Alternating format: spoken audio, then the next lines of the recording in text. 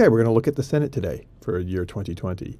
Well, let's go state by state and look at the approval rating of each senator. There are some consensuses from these various political websites trying to say like what's safe and what's not, but let's look at it based on that and the approval rating, because a lot of these senators are actually pretty well liked. Let's go east to west. First, Susan Collins. This is the first major toss-up we're going to be looking at here.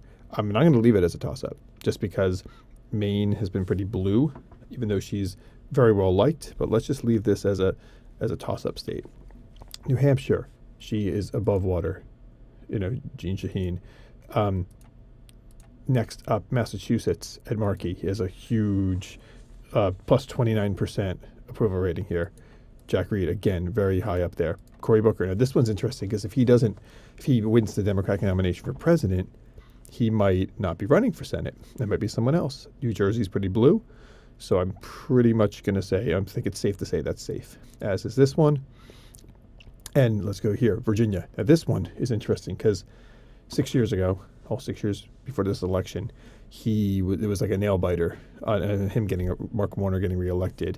That said, Virginia has gone pretty blue in the last elections, even though they're facing some problems right now with the governor and everything. I still think we can call that blue, just like we can call this one red. This one's going to be interesting.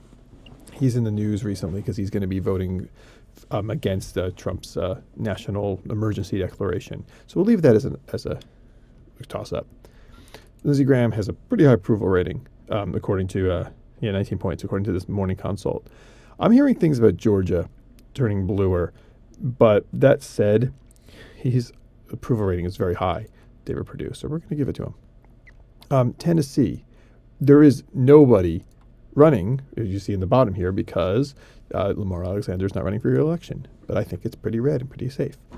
This one, he's very unliked. Mitch McConnell is not very well liked.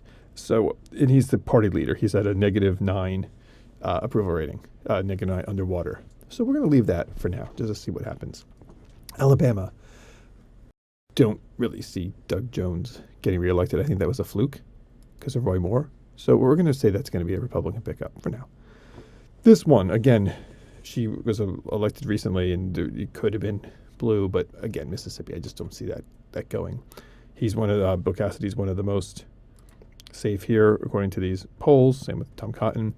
Dick Durbin is actually underwater by 3 points, but Illinois is very blue. So if he runs again, I'm going to give it to him.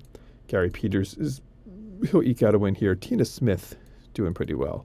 Joni Ernst is actually really low. She's above water, but only 3 points. I just think that she's been in the news recently, and I think people really like her in Iowa, even though this one Morning Consult poll had her only 3 points above water. I still think that she can hold on to that. South Dakota and Montana and Wyoming, Nebraska, I don't see those ever, or even Idaho. I don't see those as being interesting.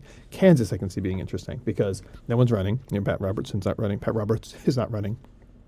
And they elected a Democratic governor last year. So maybe just leave it for now. This is going to be red. Cornyn, unless he gets a nice challenger. I mean, Beto's not challenging him. I don't think he can. I don't think he has a problem. This is going to be blue. This will stay red, and this will stay blue. These other ones we didn't talk about. Arizona, she just lost last year, but then she gets it because John Kyle, who replaced John McCain, resigned. I think that one's going to be that one. If something's going to go blue, it'll be this and this. Cory Gardner, he's only up by a couple points. So if I have to make decisions now, which I want to do, we can say, let's say these go blue. This can stay red. McConnell can eke out a win. And if in this kind of scenario with the Democrats just picking up 2, they're still going to be, okay, and who wins the presidency? I don't know. We're not talking about that. But it's very hard for them to pick up the Senate. If the Democrats want to pick up the Senate, they're going to have to also get Maine. They're also going to have to get Iowa. And they're still 50-50. So that will be control. So that means 4, Arizona, Colorado, Iowa, Maine, North Carolina, and Kansas are the only ones that are possible, I would say. But even these don't look good, and I think that it's really difficult for them to pick up the Senate. So let me know your thoughts.